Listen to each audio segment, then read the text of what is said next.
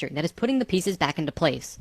The Martian race was partially wiped out by a comet that struck the Earth nearly 16,000 years ago. In retaliation, they created another complex that would create a Merkaba in an attempt to take over the world. It failed, and the Merkaba grew unstable and began ripping open the dimensional levels. It was the biggest catastrophe the Earth has ever seen.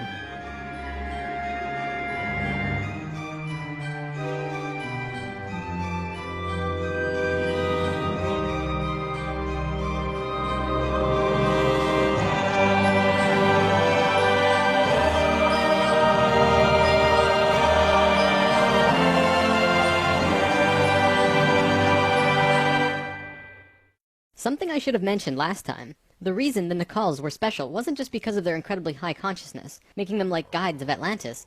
They also had achieved what today we call immortality. Let's just say they figured out a way to keep their body healthy and young for as long as they chose, and could choose to pass on whenever they desired it. When reincarnating, they do not suffer the great memory loss that we do when we incarnate. They did it through their expanded consciousness and tantric interdimensional sex meditations. This is how Thoth was a priest king of Atlantis for thousands of years and stayed on Earth until 15 years ago when he gave all of his memories and understanding about sacred geometry to a man named Drunvalo Melchizedek. The Merkaba is formed out of 3 star tetrahedrons overlaid on top of each other. 2 of them are counter-rotating and the third is stationary. When the Merkaba is formed with the unity consciousness, it is formed internally with love. When it is formed externally through the Lucifer experiment, it does not have that love and can become unstable very quickly.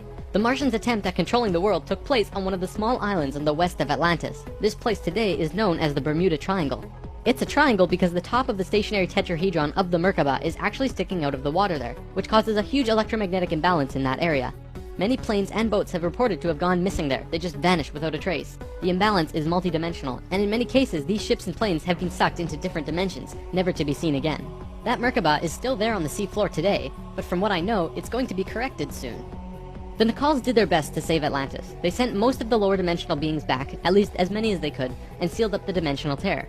Despite this, the situation got really bad, really fast. All of the economic systems collapsed. Financial, social, and all concepts of how life ought to be completely broke down. Everyone on Atlantis began getting sick with weird diseases, and the entire continent went into a state of survival. Life was no longer about living. It became about surviving until tomorrow. It was a literal hell on Earth. The Nakals had no idea what to do. They were children compared to the events that had been thrust upon them. So they prayed. They prayed to the highest levels of conscious life in the universe, asking for help from anyone who could hear them. The problem was reviewed on many high levels of life, who I am drawing as the Justice League because the 11th and 12th dimensions are completely incomprehensible to us in our current state. What they told us was this: we were going to fall. We were going to hit rock bottom, level 1, the lowest place we possibly could be in the universe and still survive. Also, we were changing polarity. We were no longer a female species, so we were starting from square one as a male species. And finally, and this was the shocker, we would only have 13,000 years to return to Christ consciousness. Normally, it takes hundreds of thousands of years for a species to get to Christ consciousness. We had to do it in a fraction of the time. If we didn't, we would not survive. This has never happened before in the universe, ever. Thoth, who was the priest king of Atlantis at the time, learned that they would have to perform this experiment on themselves. They received instructions from the highest levels of life and they went on their way. Thoth proceeded with a being named Ra and Aragat, who were previous kings of Atlantis, and began the experiment. To understand what they did, we have to talk about consciousness grids. A planetary grid is an etheric crystalline structure that envelops the planet and holds the consciousness of any one species of life. This grid does have an electromagnetic component associated with the third dimension, but it also has a component for every dimension as well. These grids are geometric, of course, and science will eventually discover that there is a grid for every species in the world. Each of these grids have their own geometry and are unique. There's not another one like it, just as the species itself are unique. These grids give off light as well, and from space they can be seen as the source of the bluish glow around the Earth. What Thoth and friends had to do was create a synthetic Christ consciousness grid, allowing humans to ascend to Christ consciousness in a very short time. But first, let's talk about the science behind the grid. Perhaps you've heard of the 100th monkey experiment. Over a span of 30 years, scientists were researching a species of monkey called Macaca fuscata on an island in Japan. They were providing the monkeys with sweet potatoes by dropping them in the sand.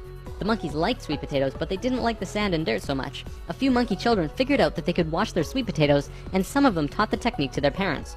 Only a few of the adult monkeys did this though.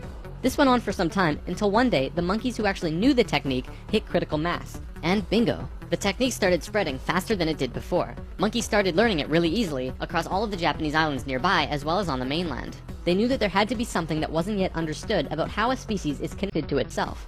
So what did we do? We tried it on humans. Our research team made a picture out of human faces. About 100 faces hidden within a single picture, but at first glance, you could only see about 6 or 7. They did several surveys with a few hundred people in Australia and said, alright, find the faces. Most people could only pick out 6, 7, 8, 9 or so, not many more. After that, the research team went to Britain and aired the picture on a closed cable BBC special that was shown only in England. They showed where all of the faces were, every last one. Half of the research team, which stayed in Australia, did the experiment again with new subjects. And lo and behold, people were just naturally able to see more faces. After this experiment, they knew that something definitely connects us all, and the field of noetics is learning more about it daily. It's mass consciousness.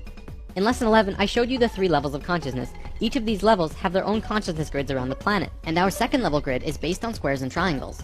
Many governments of the world, especially the Russian and US governments, were studying our grids back in the 60s and probably earlier. When mapping out the grid on the planet, you find little military bases on many of the nodal points of the grid. There are tons of these bases way out in the middle of nowhere, like on little islands like Guam. This couldn't be a coincidence that these government powers placed their bases right where the little spirals came out of the grid. They were trying to take control of the grid, because if you control consciousness, you control what we think and feel. Of course, there was another organization that had its hand in both of these governments, and still do, and we will discuss them soon enough. This grid is visible through astral projection as well. 13,000 years ago, it began. Thoth, Ra, and Aragat were to create a global complex that was able to build a synthetic Christ consciousness grid over a 13,000 year time period. The first thing they did was to fly to a place which is now called the Giza Plateau, but back then it was known as the land of Chem. It was also a rainforest back then as well, not desert like it is today. First, they created a grid around the planet 4th dimensionally, and then began to construct it in the physical 3rd dimension. They went to the male energetic axis of the Earth and constructed a complex which today is called the Solar Cross. These men were 6th dimensional beings at that time and were living at a very high level of consciousness, so whatever they thought happened instantly. It was that simple. According to Thoth, he built the Great Pyramid, not the Egyptian king Cheops. Thoth says that it was built 200 years prior to the pole shift and built very quickly. These pyramids were aligned precisely with both Fibonacci and golden mean spirals emanating from out of the solar cross. Interestingly enough, Edgar Cayce also channeled that the pyramids were constructed in this time.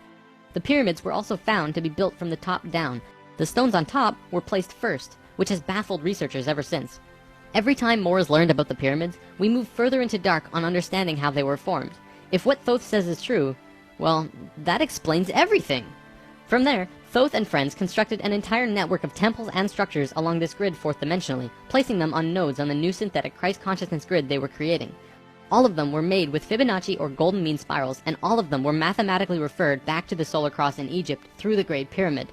The creation of all of the sacred sites on the planet were no accident. It was a single consciousness that created them all, from Machu Picchu to Stonehenge to Zaghuan, you name it. There are a few exceptions, but most were created by a single awareness as part of a unity consciousness grid. Although the Great Pyramid was done all at once, many of these ancient structures of the world were made 4th dimensionally and slowly dropped in frequency until they manifested on the 3rd dimension over a long period of time. Richard Hoagland's research brings this forward, but he wasn't the first either. They showed how one sacred site is extrapolated from another to another to another. A hot topic of discussion right now are ley lines. These are simply geometric relations between sacred sites. Archaeologists are now finding these huge connections between major spiritual sites in the globe, and now we know why they're connected. These sites had to be built physically so that the Christ consciousness grid could manifest. In a way, think of the physical sites as the wiring of a giant wireless electrical system, and then it needs about 13,000 years of continuous energy flow for it to actually turn on. And just so that you're not left in suspense, yes, the grid was completed. It came to life and is now active, though not really used. Congratulations, Earth! We actually survived. Not only has Thoth told us this in person, but he's also written it down in the Emerald Tablets. These tablets were left in the Great Pyramid thousands of years ago. There are 12 tablets in total, formed from a substance created through alchemical transmutation.